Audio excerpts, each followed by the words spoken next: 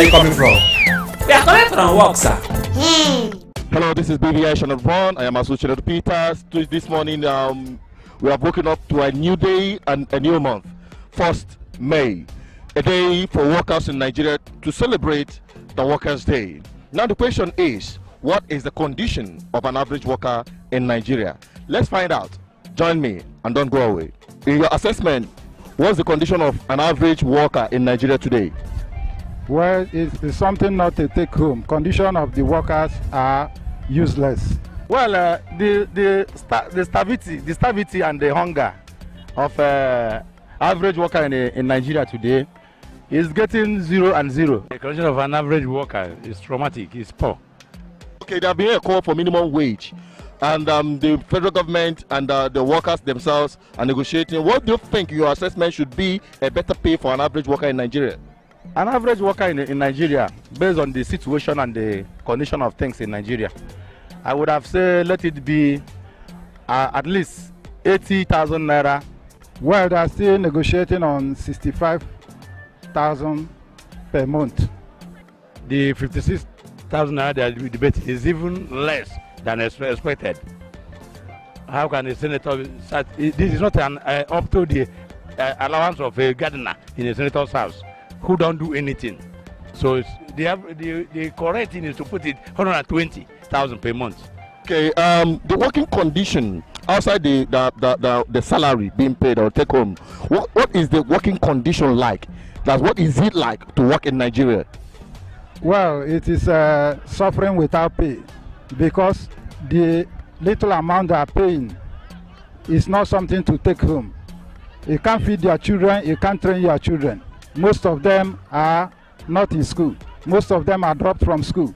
So we are crying heavily to them to do something before the children will take off. The workers are the engine room of any economy, and they're adding serious value to the economy. Now, between the politicians, those are the government houses taking fast salaries, and the workers and the field, the teachers, the factory workers, and the rest of them, whom do you think deserve more pay?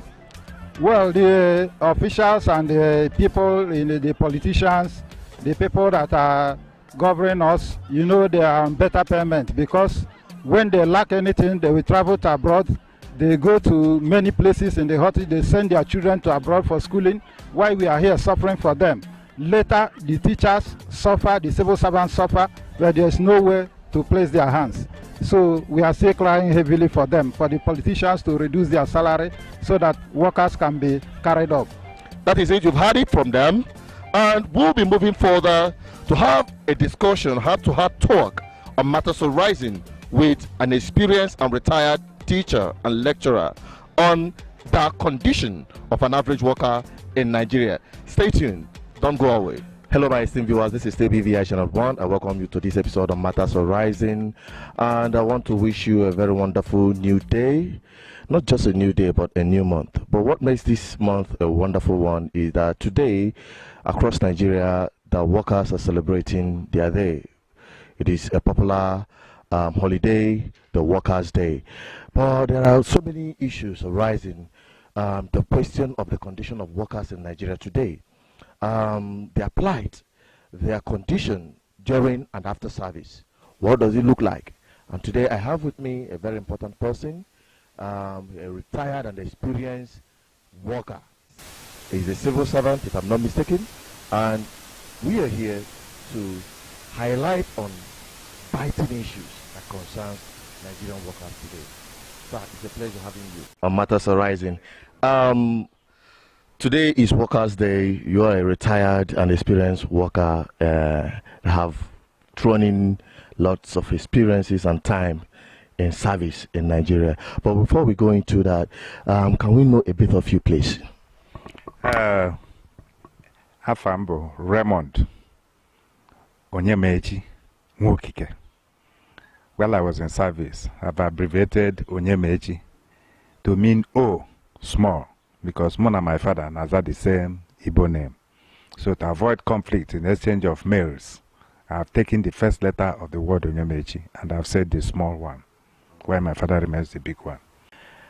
I was born 69 years ago, precisely August 31st, 1949.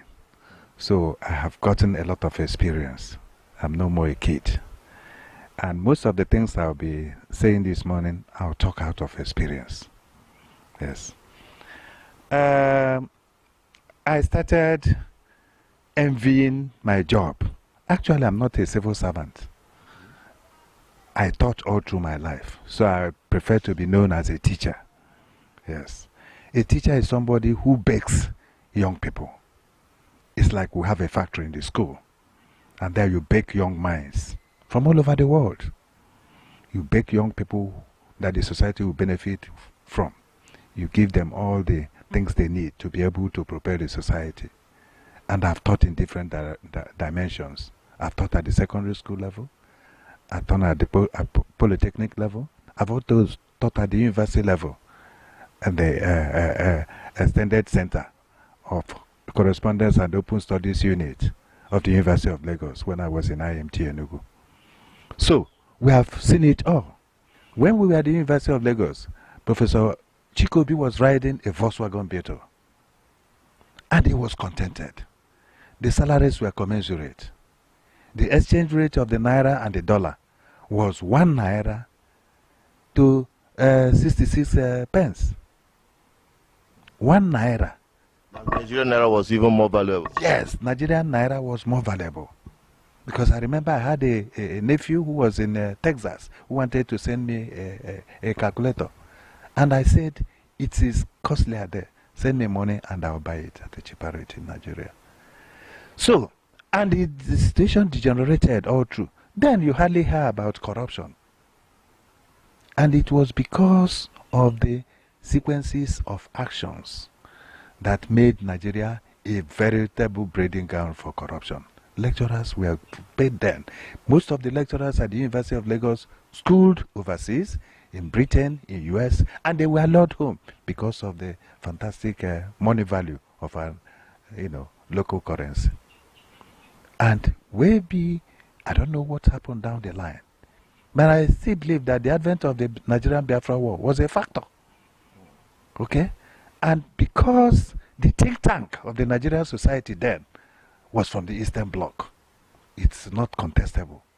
They were the rugged human beings that were able to withstand stress. They were forceful. They had foresight. They needed to work hard to come out of any situation they found themselves.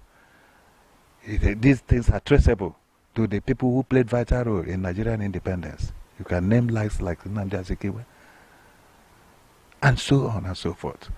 And after the Civil War, these bunch of people that were committed, that can turn from hardship to luxury, that can turn from slavery to freedom, were subdued. And the remnants of this society that clinged to the powers that be got elevated. And from there our problem started. So when they got elevated, these people that fought the Civil War for 3 full years got depressed and reclined and went back to nothing. And from that point, in the instinct of survival, money became the order of the day. Everybody now started looking for money. Okay? And remember that this group of people I'm telling you are all over the place. Not just in Nigeria as a country, but in the whole world. You can see them survive in any part of the world. So the impact to the global society is unquestionable. Let's come back to my experience as a Nigerian worker.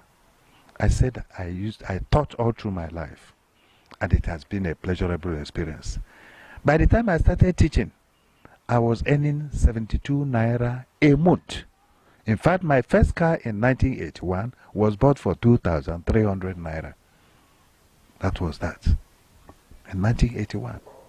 And I used that car for so many years before I disposed of it. And the money was okay, because the cost of living was commensurate with my income. Is there any way you can fight corruption when the man who produces the wealth of the nation lives below poverty line?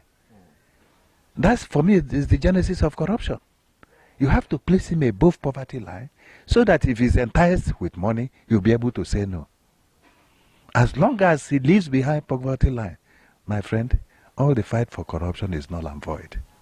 And that's where I think that the present agitation for increased salary of the Nigerian workers comes handy. Some people are saying 66,500 naira. I think no Nigerian worker deserves less than 100,000 naira a month. Because we are talking about 3 meals a day. And if you go to the average restaurant in Nigeria, you cannot take any meal that is reasonable below 500 naira. So if you are talking about 3 meals a day, you are well, and the person must, meet family needs, take care of incidental expenses, transport, then you should be talking about minimum of 1,000 naira a day. I mean, minimum of 3,000 naira a day. So that 3,000 times 30 is 90. Then you add 10,000 naira for incidental expenses. So he should not pick anything less than 100,000 naira a month. Okay, now you've put in a lot of time. I believe in your own way you've tried to make a change, to make an impact into the system, to bring a positive change. Did you meet some sort of frustration in the process? Well, sure, I met. As a head of Department of Maths and Statistics, Federal Polytechnic Oko in Atani campus, I was made to work under very human condition. As a head of department, I sat in the same office with 8 of my subordinates, both lecturers and administrative staff. What else can be more dehumanizing? In the same office for 3 good years that I was the head of department, and promises kept on coming. We'll furnish an office for you. Did this. On most cases, my files were misplaced because we were more than 8 people sharing one table. So that's one of the conditions that was frustrating. The second one was that I was not given a free hand to run my department. There were dictatorships. People were dictating from outside. In one case, when my students graduated and went for clearance, some amount of money were demanded for them before they do clearance. And I insisted no, that shouldn't be. And the person who was demanding the money said this is an order from above. What a rubbish. In fact, it's one of the things that made me resign as the head of department. It's on record that I wrote that the office should be taken away from me so that I do my teaching job and get away.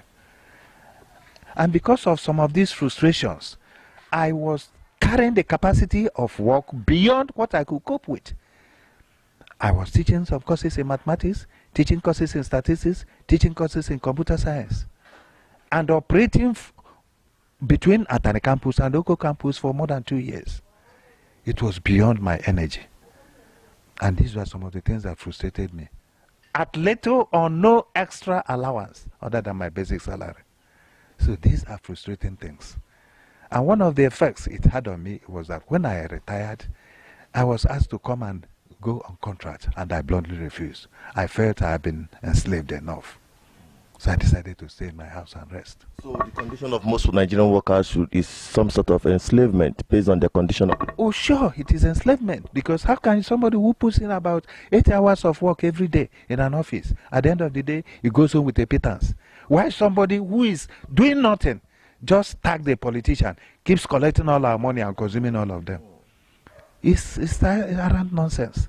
In fact, in my imagination at 69, I imagine that if this situation continues, the system will ground to a halt. Wow. You're saying that you're trying to push it up, and if it is coming to a breaking point, the system must maybe have to collapse. Sure, oh, sure. Because the goose that lays the golden egg will be tired one day and decides to be off. If at the end of the day, the worker doesn't deserve a veritable age, the workers might, on instinct, they have 2 options. Either you continue in corruption to be able to sustain yourself, or you pull out and go and do something else to be able to take care of your family. Finally, is there any hope for a Nigerian worker? Well, because we are human beings, and we are mortals, and we are created by God, I would say there's hope. But on the human angle, the situation is almost hopeless. The only way out is that the workers should unite as a formidable front to press their demands home. What of your life as a retiree? Well, my life as a retiree is exciting and at the same time challenging. It is challenging in the sense that as a retired person, that I have put up a particular spending habit and pattern over the years, and now I'm forced to live on less than 25% of what I was earning. It is challenging. But it is exciting in the sense that I'm a free man. I look at retirement as a form of freedom. You are no more bound by those rigid rules of waking up very early, rushing to your workplace, obeying necessary and unnecessary commands, and things like that. I now do what I like, and I do them at my time and at my whims and caprices, and it gives me joy. I stay more time with the members of my family, and I'm excited looking at the development of my family members, both nuclear and extended. Okay, even though the challenges are there, but they are manageable challenges. Thank you so much for giving us your precious time on Matters Arising. And my esteemed viewers out there, you've had it all from him. And I believe you can take it up from there to drop your comments on the column. And don't forget to subscribe to our YouTube channel, follow us on all our social media platforms. You can visit our website, www.bvichannel1.com. You can also, through the link, you can see our app links from the description. You see our app link there.